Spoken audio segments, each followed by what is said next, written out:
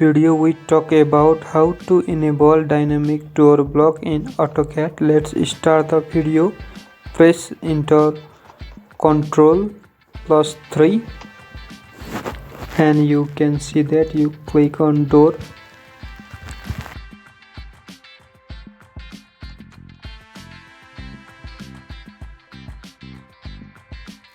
We can also rotate,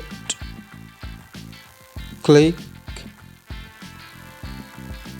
and we can change it 90-60 degree, whatever we want, and we can easily adjust to our drawing.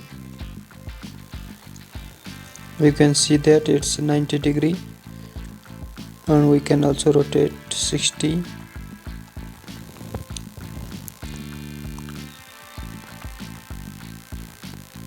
And we can also select a door elevation.